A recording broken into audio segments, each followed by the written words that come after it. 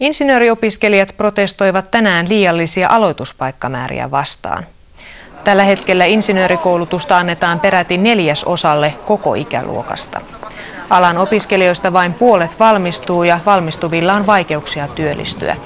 Liitto ehdottaa, että aloituspaikkojen määrää tulisi laskea 1,000 opiskelijalla vuodessa 5 vuoden ajan.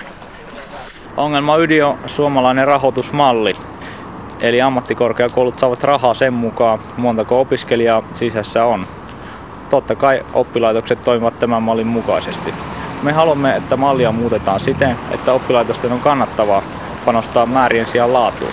Suuret opiskelijamassat ovat aiheuttaneet lieveilmiöitä, kuten sen, että ryhmäkokoja on jouduttu kasvattamaan sekä lähiopetustunteja reilusti leikkaamaan.